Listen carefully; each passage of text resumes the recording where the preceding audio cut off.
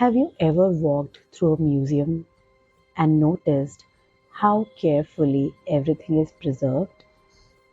The lighting, the glass, the protection around each piece. Nothing is touched, nothing moves. Everything is kept exactly as it was once. And some people have spent years doing the same thing with themselves, not with objects, with identities, with emotions, with old versions of who they once needed to become. Welcome to Regulate and Rise with Khyati Arlaka. Most people think emotional growth means becoming more confident, more expressive, more healed. But sometimes the deeper question is, am I living from who I am now or from who I once needed to be? Because many people are not fully living in the present. They are emotionally living inside a museum, a carefully preserved collection of old survival versions of themselves. The version that learned, stay quiet, don't upset people, be useful, don't depend on anyone, work harder than anyone else. At one point, those versions protected them. They helped them adapt, belong, avoid conflict, feel safe, and the nervous system remembered this works. Keep this version because what once kept you emotionally safe becomes very difficult to let go of, even when it starts limiting you. You can see it in everyday life.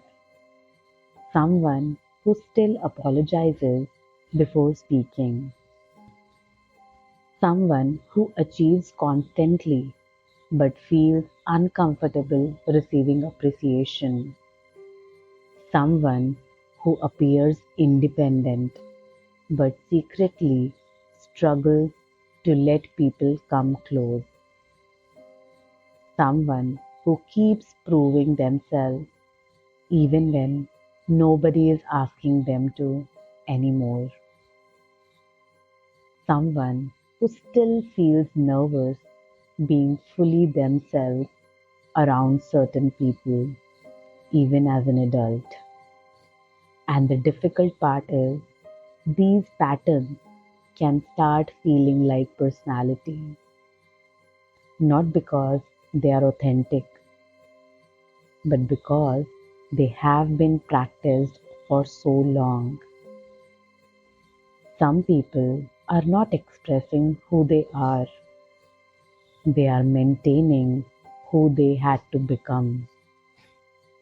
And over time, living this way becomes exhausting because museums are designed for preservation, not growth, not movement, not evolution. And eventually, something within starts feeling restricted, not loudly, but subtly. A feeling that you cannot fully relax, fully express, fully arrive as yourself because a part of you is still busy protecting an old identity. The challenge is most people don't realize they are doing this because survival versions often get rewarded. The over responsible one gets praised, the emotionally detached one looks strong, the self sacrificing one looks caring, and slowly people start confusing adaptation with identity. But emotional regulation is not becoming emotionless, and it is not removing your past.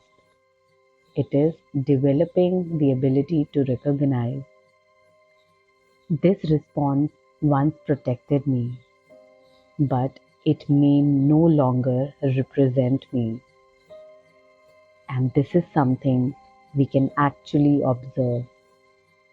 In handwriting, you often see where expression becomes restricted, where movement becomes overly controlled, where spontaneity disappears, where the writing prioritizes caution over natural flow, not because the person lacks depth, but because the system has learned protection first.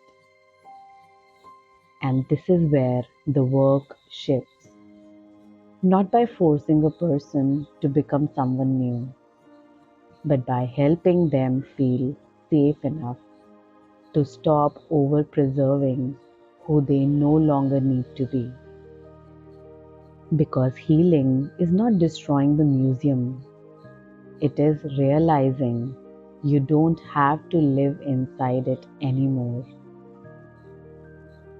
Because when the internal state changes, expression changes, decisions change, relationships change, and gradually the person stops reacting from old emotional architecture and starts responding from the present.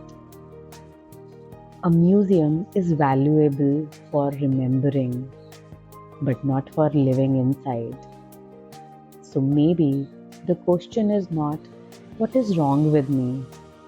Maybe the question is, which version of myself am I still preserving? The version that learned to stay small, to overperform, to emotionally disconnect, to carry everything alone. Because awareness begins there, not by judging those versions, but by realizing they were built for a different time. And if this episode made you recognize parts of yourself, this might be the moment to notice where your life is still being shaped by an old emotional identity, not consciously, but automatically. And from there, change becomes possible. Some identities protect you, others imprison you. Growth is learning the difference. This is how we regulate, and this is how we rise.